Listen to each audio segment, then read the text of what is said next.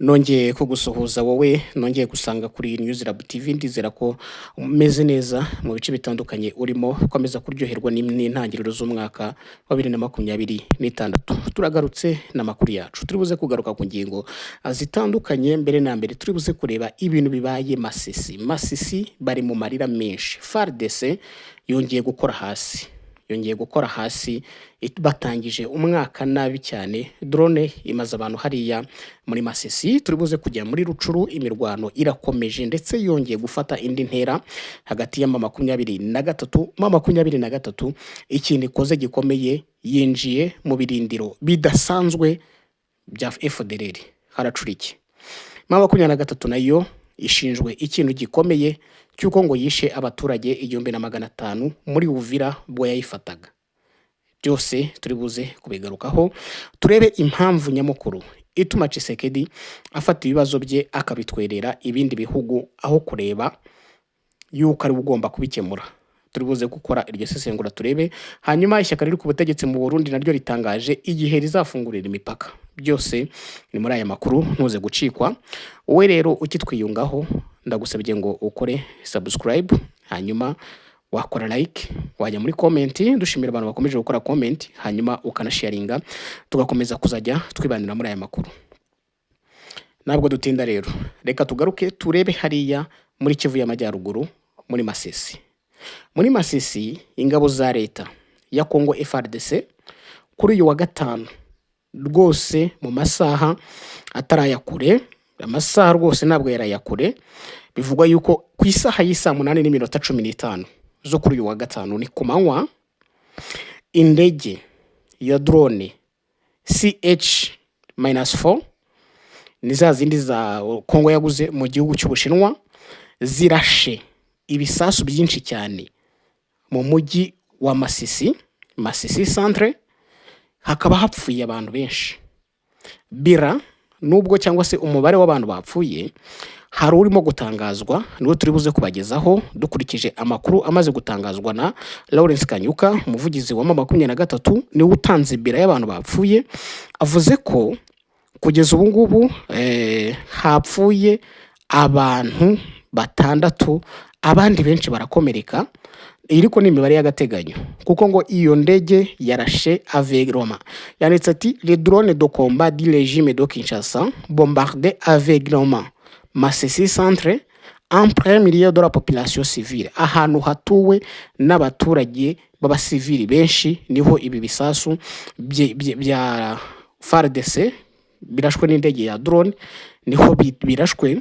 Ati rero bilan provisoire 6 morts et plusieurs blessés. Nukuvuga ngo 6 bapfuye abandi benshi bakaba bakomeretse. Nukuvuga ngo ni ibisasu bitewe mu kanya saa 8:15 ku masaha nyine y'i Kigali nibwo ibyo bisasu bitewe. Ku gicamunsi rero nibwo ibyo bisasu byagabwe yakoreshejwe drone z'intambara. Umujyi wa Masisi bira bitero byagabweho. Ndagira ngo nkumenyeshe yuko umaze umwaka urenga ugenzurwa n'inyeshyamba za M23. Kanyuka rero akavuga yuko ibintu bitagomba kuza kwihanganirwa. Amafoto yashyizwe kuri X n'uyu Kanyuka yerekana nibura imirambo y'abantu 3 bishwe, barimo umugore, umugabo ndetse n'umwana muto, ariko we akavuga yuko ari 6. Amashusho yashyizwe kuri urwo rubuga yerekana imwe mu nzu z'abaturage zasenywe cyane n'ibitero by'izo drone byagabwe kuri wa gatanu na FARDC. Amakuru avuga yuko kuri wa gatanu M23 yabyutse ihanganiye na FARDC na coalition nyine yayo muri Masisi, by'umwihariko mu gace kitwa Gasenyi gaherereye mu birometero bibarirwa mu ijana uvuye mu mujyi wa Goma. Hano muri Masisi niho haramutse imirwano. M23 ihanganye na coalition ya FARDC. Iyo bombardement rero ibaye mu kanya saa 8:15 mu by'ukuri, ariko n'ubundi hari hasanzwe hari imirwano yari irimo kuba kuva mu gitondo. Reka tuve muri Masisi tuvuge ngo ababuriye ababo muri ibi bikorwa bibi cyane byakozwe na FARDC mukomeze kwihangana, abakomeretse nabo kandi tubasabire baze gukira. Reka twambuke tugende tujye muri Rucuru. Muri Rucuru n'ubwa mbere M23 yinjiye mu ndiri za FDLR ahantu hitwa Bukombo.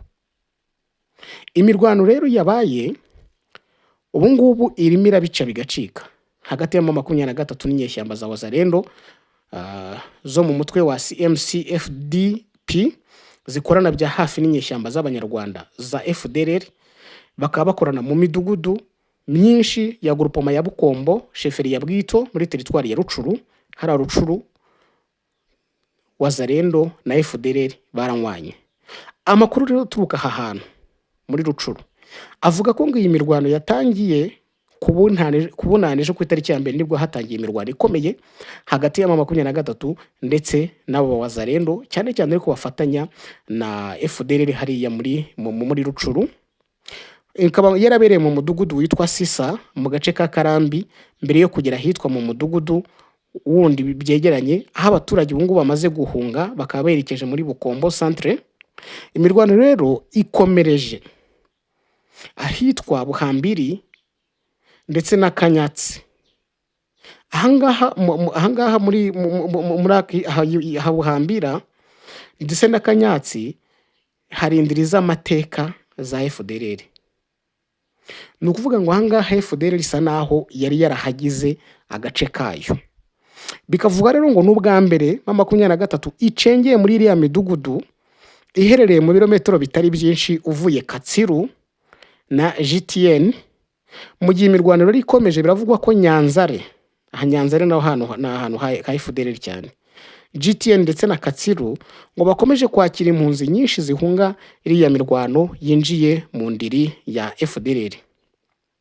Iyi nkuru ya Kivu Morning Post gakomeza ivuga ko ibice byinshi bikigenzurwa n'inyeshyamba za Wazalendo zo mu mutwe wa CMC ndetse ngo n'inyeshyamba za FDLR akaba arizo zikigenzura ibice byinshi. Bikaba bituma rero abaturage ngo bakomeje kugenda bahunga akutwo duce bakagenda bakajya ahantu hadashobora kuza gushyira ubuzima bwabo mu kaga. Nta mibare rero y'abapfuye cyangwa ibyangiritse birashyirwa ahagaragara mu gihe imirwano yo irakomeje. Abaturage bamwe kandi ubwo biteguraga kwizihiza ubunani ni umunsi wabereye mubi cyane, kuko ejo muri kiriya gice cya Rucuru hiriwe hari ibisasu biremereye, hari ibitero biremereye. Bamwe rero bakaba barataye ingo zabo berekeza mu bice bakeka yuko byaba bitekanye. Tuvuye Masisi, tuvuye na Rucuru, reka turebe noneho turebe ibingibi biri tangazo riturutse muri M23. Ni itangazo risubiza ibyatangajwe na guverinoma ya Kinshasa. Yagize gutya igasora itangazo ivuga ngo igisirikare cy'u Rwanda ngo ciciye muri Kivu y'Amajyepfo abarenga 1500. Umutwe wa M23 wagize gutya utera utwatsi ibi birego bya guverinoma ya Kongo bishinja ingabo z'u Rwanda RDF gufata mu buryo butemewe uduce two mu burasirazuba bw'icyo gihugu. M23 ikavuga ko ibivugwa na Kinshasa ari icengeza amatwara rigamije kuyobya abantu.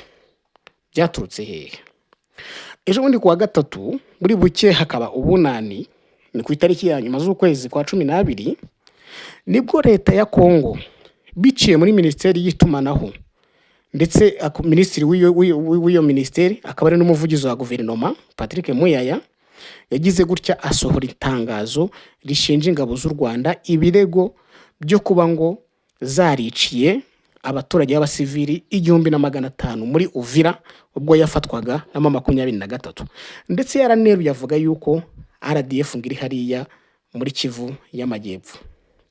Patrick Muyaya mu itangazo yasohoye yashinje ingabo z'u Rwanda ngo kugaba ibitero mu bice bya Kamanyora na Uvira. Ingabo z'u Rwanda ngo zikaba zarakoresheje amabombe na drone za kamikaze. Ibyo bitero rero ngo byiciwemo abaturage barenga 1500 naho ababarirwa mu 1500 bava mu byabo barahunga. Muyaya mu itangazo rye nta gihamya cy'ibirego yashinje u Rwanda yigeze agaragaza, gusa yavuze ko amakuru yashingiyeho yatanzwe na societe civile, imiryango y'ubutabazi n'inzego zimwe za leta. Muri bitangazo ni itangazo rirerire, Muyaya yashinje ingabo z'u Rwanda kohereza batayo 3 z'abasirikari mu misozi miremire ya Uvira, mu misozi ya Fizi ndetse no ku musozi wa Mwenga. Akavuga ko izo ngabo ngo zariyoberanyije, ngo muri iyo misozi ngo zihari zitwa abarwanyi batwirwaneho. Ingabo z'u Rwanda ngo zagize muri iriya misozi ngo zigize abarwanyi batwirwaneho kandi ngo ari ingabo z'u Rwanda. Akavuga ko ngo intego ngo y'izo ngabo ngo ni ukwagurira urugamba muri teritwari ya Fizi mbere ngo yo gukomereza mu mujyi wa Karemi mu ntara ya Tanganyika. Ni ibirego rero 23 yabonye biciye mu muvugizi wayo Lawrence Kanyuka. Arabasubiza ati bivugwa na leta ya Kinshasa ni cengezamatwara n'ibinyoma bigamije kuyobya rubanda. Ati AFC 23 iratera utwatsi ibirego byo kwigarurira ubutaka byatanzwe na Bwana Patrick Muyaya mu itangazo ryo kwa 31 Ukuboza. Ibi birego ni cengezamatwara no kuyobya rubanda mu rwego rwo guhisha inshingano zabo ku bitero bya gisirikare binyuranyije n'agahenge bakomeza kugenda bakora. Uyu mutwe kandi ugashinja ubutegetsi bwa Kinshasa kuba ngo bwarashatse gukoresha uduce ingabo zayo zavuyemo zisubira inyuma, ngo Kinshasa igashaka yuko ngo utwo duce dukoreshwa nk'ibirindiro byo kugaba ibitero kuri 23 ndetse ngo no kugaba ibitero mu duce dutuwe cyane. Mu duce ingabo za leta ngo zashatse gusubiramo harimo umujyi wa Uvira n'uwa Makobola, aho ingabo ngo zanakoreye ibikorwa byo gusambanya abagore ku ngufu no gusahura mu buryo buteguwe, abaturage bakabasiga iheruheru. Ni ibikorwa byabaye ejo muri 31. AFC kavuga ko bijyo ngibyo bitandukanye n'ibyo ubutegetsi bwa Kinshasa buvuga.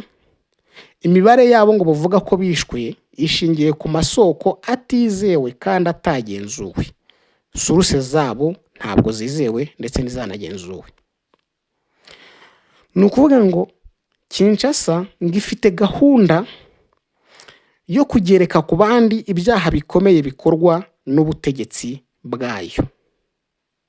Iri huriro ry'abo 23 risobanura ko ubwicanyi bwibasiye abaturage bo muri Kivu y'Amajyepfo mu gihe cy'imirwano yo mu kwezi gushize bukomoka ku bitero by'indege n'ibisasu byarashwe n'ingabo z'ubutegetsi bwa Kinshasa zirimo FARDC, FDLR, imitwe ya Maimai Wazalendo, abacanshuro b'abanyamahanga n'ingabo z'igihugu z'u Burundi. Ni ibitero byibasiye uduce dutuwe cyane twa Kamanyora, Ruvungi, Sange no mu nkengero zatwo. Byahitanye ngo abantu 8 abandi 55 barakomereka muri Kamanyora gusa. 23 kandi yashinje ingabo za leta kuba zariraye mu baturage bari mu myigaragambyo y'amahoro kuri 22 zikabarasaho zikoresheje imbunda nini n'izoroheje, ku buryo ngo byashyize ubuzima bw'abaturage mu kaga gakomeye kandi bikaba ari ukurenga ku burenganzira bwabo bw'ibanze.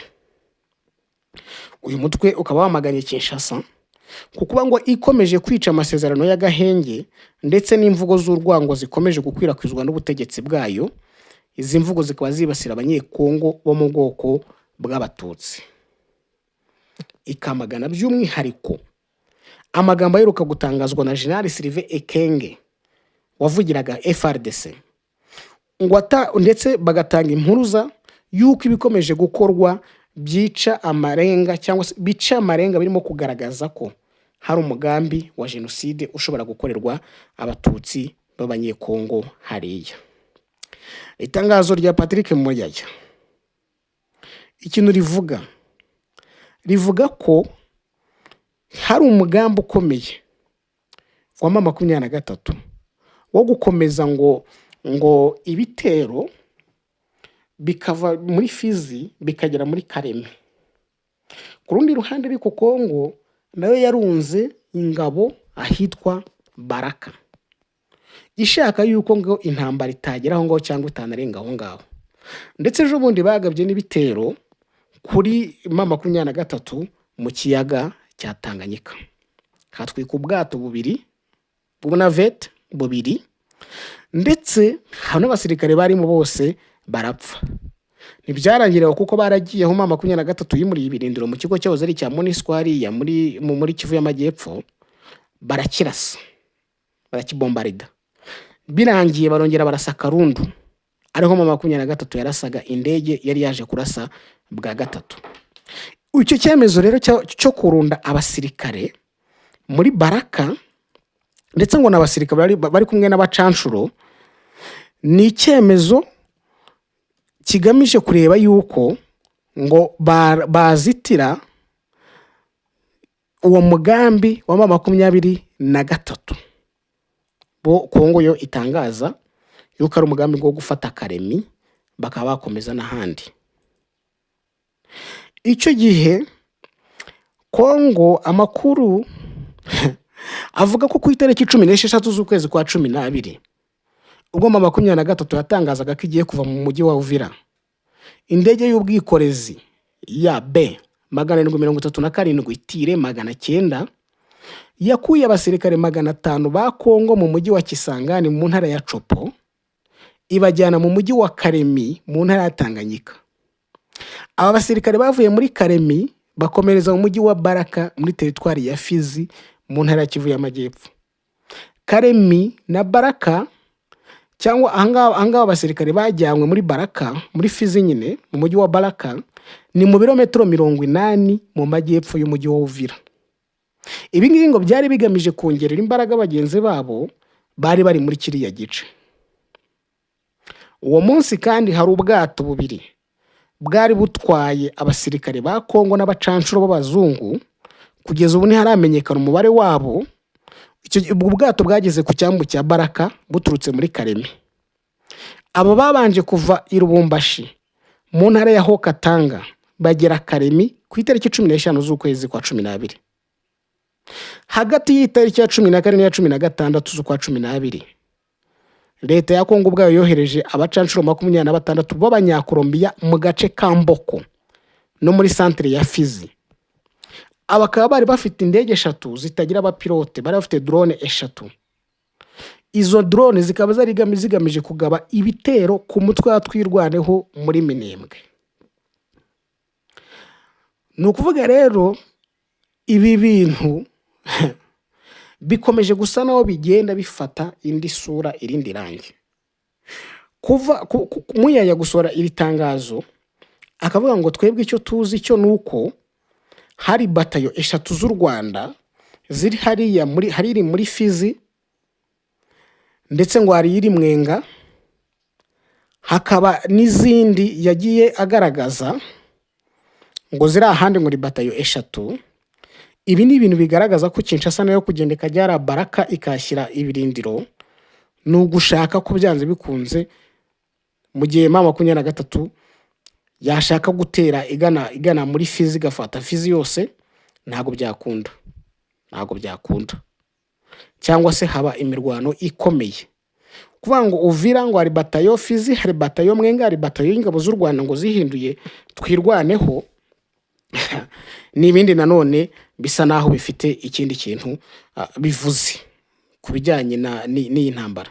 Ariko se iricengiza amatwara rya leta ya Kongo cyane cyane rituruka kuri Tshisekedi rikagera no mu ntuza rikagera no mu bayobozi be batandukanye, nihe mpamvu ibitera? Ibi byose biterwa n'iki? Hari ibyo umuhuzabikorwa wa 23 Lawrence Kanyuka Colonel Nanga Murambabarira yatangaje. Yagaragaje ko ngo ubutegetsi bwa Tshisekedi bushaka gufata ibibazo by'igihugu bukabitwerera ibihugu by'amahanga mu guhisha ko bwananiwe kubibonera ibisubizo. Ati ibibazo bihari ni by'Abanyekongo ubwabo. Gushaka kubitwerera amahanga ni ukwita ku bibazo, nko gufata indwara kwita ku bimenyetso byayo ariko udakemuye umuzi wateye iyo ndwara. Ati ni gahunda y'uburyarye y'ubutegetsi bwa Kinshasa igamije guhisha ukunanirwa kwa guverinoma yabwo. Yavuze ko ubwo buryo bwo kwihunza ibibazo butazatuma haboneka igisubizo kirambye ku kibazo cy'amakimbirane n'umutekano muke. Ati kujya kwitotombera no gusaba mu murwa mukuru w'ibindi bihugu ntibizigera bikemura ikibazo cya Kongo. ubwicanyi, itsembabwoko, umutekano muke udahwema kugaruka, amakimbirane ashingiye ku bwenegihugu, ruswa, ubukene, imvugo zibiba urwango, ivangura rishingiye ku moko, kunyereza umutungo wa leta, ubujura n'ubugizi bwa nabi mu mijyi cyangwa se umwanda, ntabwo ibyo bizakemurwa no gufata inzira ukajya kuririra i Washington cyangwa mu yindi mijyi y'ibihugu bitandukanye. Ntabwo ibyo ngibyo ari byo bizaza ngo bikemure ibyo bibazo.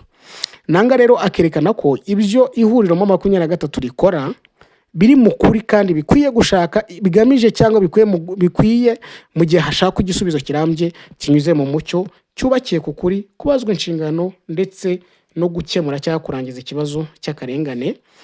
Akerekana ko 23 itagamije kwihorera, ahubwo ikigamije ari uko ibibazo by'abanyekongo byakemurwa burundu. Ati turahamagarira abanyekongo gukomeza kwiyunga. Uburenganzira bwemewe n'ubumwe bw'ibihugu bwubakwa biciye mu kubana neza, gushyigikirana nk'igihugu, kutavangura no gukomera ku ntego y'abaturage banze guteshwa agaciro mu gihe bahisemo gahunda yo kubahiriza amategeko aho guhitamo gukorera mu kajagari. Ati igihe cyo gushuka, kubeshya no gutanga amasezerano y'ibinyoma cyarangiye. Guhera ubu abanyekongo bahagaze bemye, biyemeje kandi bafite ubushake bukomeye. Umwaka wa 2026 uzaba umwaka wo gushimangira urugamba rwacu rwo kwibohora, ubutabera, amahoro no kongera kubaka leta. Byo nibyo Nanga yatangaje agaragaza impamvu Kongo itwerera ibibazo byayo amahanga. Tukivuga kuri iyo Kongo rero none turi amakuru ayirimo nuko ubu ngubu Kongo ku nshuro ya kabiri yanze kwitabira ihagarikwa ry'agahenge. Nibyo 23 ivuga ko ngo leta ya Kongo gikomeje gushyira imbere ibikorwa bya gisirikare nk'igisubizo ku kibazo cy'umutekano gikomeje kuba mu burasirazuba bwa Kongo.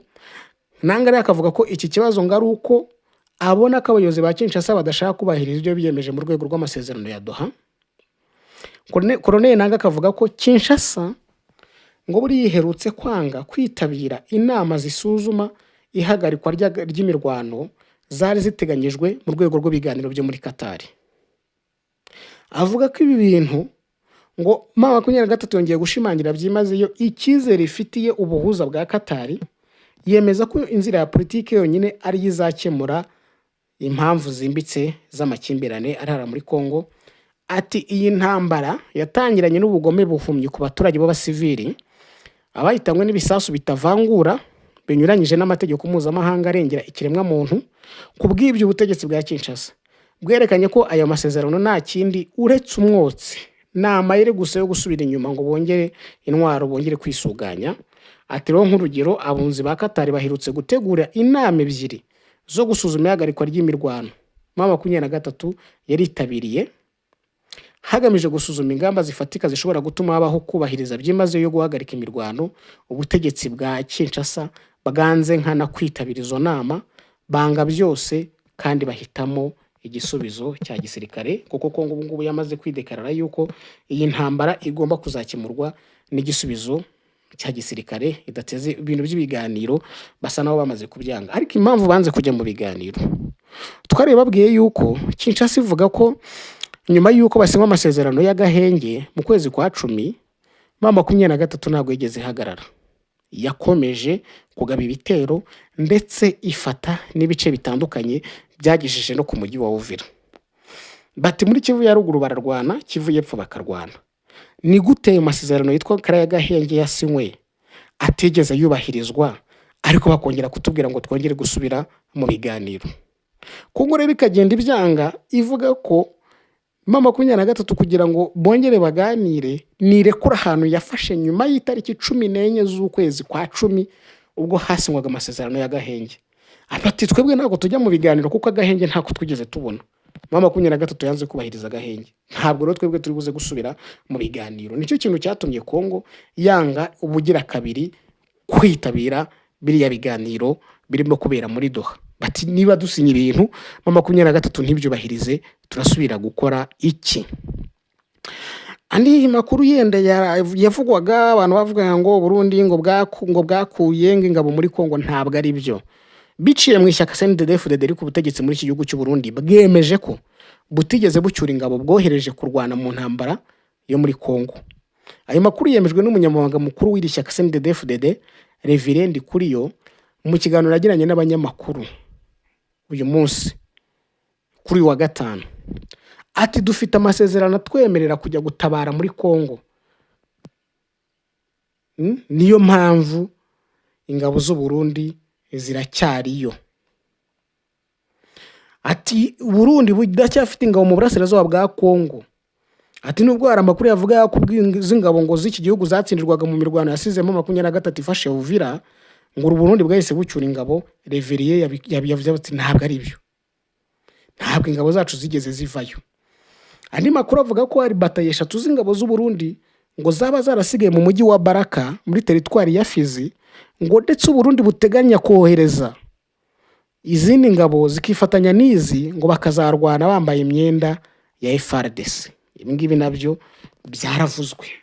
Urumva ni cya kibazo nyine Kongo kubera ubwo bayamaze kugiramo 23 yashyize nuza. Ku bikindire yashyize ingabo nyine nyinshi ara Baraka kugira ngo 23 idasubira cyangwa se idashaka kwerekeza Karemi. Ku kindi Ndikuriyo yavuze ku bijyanye no gufungura imipaka. Avuga yuko ngo umupaka wa Gatumba hariya uriya wegereye nuza wegereye Kongo atuzafungurirwa igihe kimwe n'imipaka y'u Rwanda. Anga yasubizaga niba hari igishobora kuba cyo kongera gufungura imipaka y'u Burundi buhana na Kongo unyuze mu Gatumba. Ati rero ikijyanye no gufungura imipaka tuzafungura imipaka wa Gatumba ari nako dufungura n'umupaka wo guhuza igihugu cy'u Burundi ndetse n'igihugu cy'u Rwanda. Ati iyo mipaka nifungurwa nabwo tuzafungura imipaka iduhuza na Kongo, kubera ko n'ubundi twazitiye nyine abanyarwanda twafunze imipaka y'u Rwanda, none u Rwanda rwadusanze hano muri Uvira. Twero ntago tushobora kuzafungura umupaka n'ubundi bwari kwaba ari gufungurira abanyarwanda. Nibyo rero Reverend Ndikuriyo yatangaje kwifungurwa ry'imipaka, umupaka wa Gatumba uruhuza u Burundi ndetse na Kongo. Reka rero tubashimire, turagaruka mu makuru yacu ataha. Mukomeze kugira ibihe byiza, Imana ibarinde.